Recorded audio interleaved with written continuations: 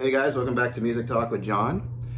I am going to show you some recent grabs that I have here. The first part's a little jazz heavy. Well, there's like 4 jazz albums, not crazy. The first one I have here, this is one that was released recently. Didn't show up at the store and I had to make sure it came in so I could get it because it's Art Blakey, The Witch Doctor, and it's Art Blakey and the Jazz Messengers, and it has a funky kind of voodoo looking cover, and then I noticed Art Blakey's kind of down in the corner over here.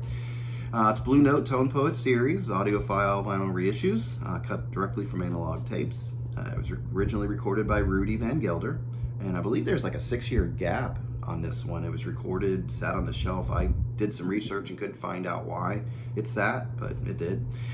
And then this one is mastered by Kevin Gray on 180 gram vinyl. Your personnel here on this album is Lee Morgan on trumpet, Wayne Shorter on tenor sax, Bobby Timmons on piano, Jimmy Merritt on bass, and Art Blakey on drums. So includes the songs The Witch Doctor, Afrique, I don't know if I'm pronouncing that correctly, Those Who Sit and Wait, A Little Busy, Joelle, I believe, and Lost and Found. Great album, like it. It takes you, I like it because I think it's like, if you're already in the hard bop and you've already been acquainted with jazz, it gets you into little uncomfortable areas with the horns, get a little experimental, I guess you could say, but not too far out where it brings you right back into the song. So I think it's a good album for people who have been acquainted with jazz and are ready for a little more experimental. In my point of view, as a newbie to jazz, I feel this album does that, just from a newbie's point of view. The next one I have here is Olé by Coltrane. This is on limited edition crystal clear vinyl. The 1961 Spanish modal masterpiece featuring Olé and Aisha, I think. I don't know, probably not pronouncing that correctly. But the personnel here is John Coltrane on soprano sax, George Lane on flute, Freddie Hubbard on trumpet, McCoy Tyner on piano, Reggie Workman on bass, and Art Davis on bass also, so there must have been multiple sessions here to have 2 bass players. Elvin Jones on drums. So good Coltrane album. Coltrane that I like before he gets into his really experimental, very what's the word? It's not fusion, right? He gets more experimental, because fusion is like when you bring guitars and all that in. So this is Coltrane that I like, and I have an understanding of what he did in his later career from a recent documentary that I watched by him, and I understand what he was doing, but it's not for everybody's ears what he was doing. But Olé right here is for my ears, so I like it. Next one I have here, last 2 actually, are organ-based jazz, and what was cool about these is reading up or looking, at the covers or the backsides is there's no bass on this, and it seems like the organ players just cover those bass parts with the organ, I'm assuming is what was going on for you not to have a bass player. But this one is Let 'Em Roll by Big John Patton. It's a Blue Note Tone Poet, again. Originally recorded by Rudy Van Gelder, and this one is mastered by Kevin Gray. And the personnel here is Grant Green on guitar, John Patton on organ, Bobby Hutcherson on vibes, and Otis Finch on drums. And what I noticed is I'm not big on when the piano, guitar, or really vocals are involved with jazz at this point in my listening. If piano and guitar are in the music, I enjoy it. But if they're the primary, like the primary focus of an album, I don't enjoy it very much. But this, with Grant Green on guitar playing along with John Patton, I enjoy it. I really like it. Sounds great. This album it's a good one. It's an upbeat album. It's fun to listen to. So if you want your jazz with some cool organ bits mixed in there, this is for you. And the next one I'm going to show you also.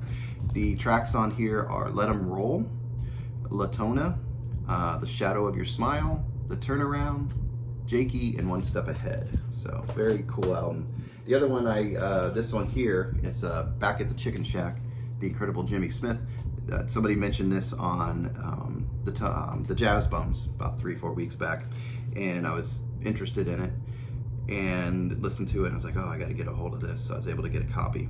This is also Blue Note. It's not on the Tone Poet, but you have Kevin Gray involved in it. And another just cool organ-based, no bass in there, album. And this one doesn't have guitar on it, but your personnel here is Jimmy Smith on organ, Stanley Turrentine on tenor sax, Kenny Burrell on guitar, Donald Bailey on drums. And the tracks here are Back at the Chicken Shack, When I Grow Too Old to Dream, Minor Chant, and Messy Bessie. So fun album, very cool to listen to, put you in a good mood. Just, yeah, I dig that album. So those are the 4 jazz albums I have. One other one I wanted to show you is this Beck one. I showed you this that I picked up at that Orlando record show. If you haven't seen the video, it's out there. And I picked this up, but the only reason I want to show you this album is because if you look here, there's a hype sticker on the front. It says includes bonus download of entire album. So that's in there. And nowhere on here does it mention anything inside. And what was cool is inside, if you see, it has a 45 that's in here with 2 songs on it. And it also comes with this cool little book where it has the lyrics and cool artwork, really weird artwork, like a finger, and it has like little crayons coming out of it or something, markers. And it has Diamond Bullocks and Runner's Dial Zero are the 2 songs on the 45. So very cool. Doesn't mention anything about it. It's just neat when they have a little surprise inside like that. Somebody else did that. I can't remember who it was, but somebody did that. But I just thought it was neat, and I was curious because, like, did he do that with all the albums or just a select few? But I started asking questions on live streams if anybody had the album, did they get the 45? And everybody, probably 10 to 15 people that I've talked to, have said, yeah, they had the 45. So I'm just gonna assume that the 45 is included with all the Beck mutations. So, all right, and I have this one here. This one was kind of neat. So Walmart has a series now. It's called Now Playing. And it's sort of like their Icon series, I would say, but maybe for lesser known bands. And well, I can't say that because I don't know, maybe it is like the Icon series, but it's including some lesser known bands, because I think the Icon series had mainly well-known, really well established bands and acts and solo artists. This Now Playing series, I saw like Gordon Lightfoot, Bread, there was some hip hop involved, and some R&B type music. But it also had this, and I thought this was neat, Montrose. Now, I'd heard the name Montrose probably in the vinyl community somewhere because the name just popped out. I was like, huh, who is that? It sounds familiar. So I pulled it up, streamed it real quick, all the songs on here, and I liked it, and I thought it was really cool. This one comes on Rock Candy yellow vinyl. And so, you know, read the background of it.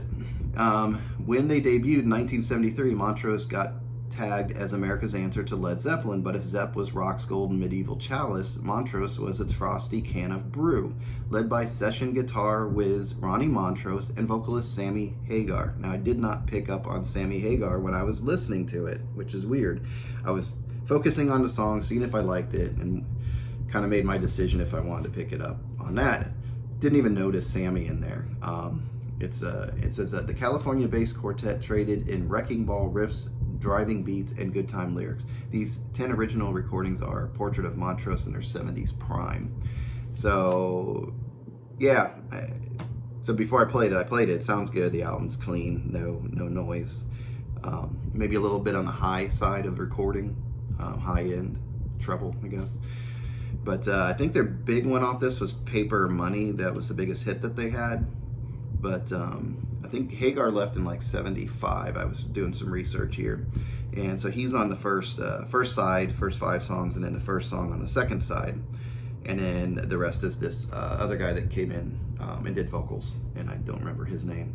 But it has Rock the Nation, Bad Motor Scooter I liked a lot, Space Station number 5, Rock Candy I like. I like all these, but these are the ones that stick out. I got the Fire, Paper Money sticks out for me. And then All I Need, 20 Flight Rock, Let's Go and Jump on It. So yeah, those are the ones I have to show you guys this week. If you have any information on those, definitely leave it in the comments below. Hope you enjoyed the video. And until next time, you guys enjoy your music and you take care out there, all right? Bye.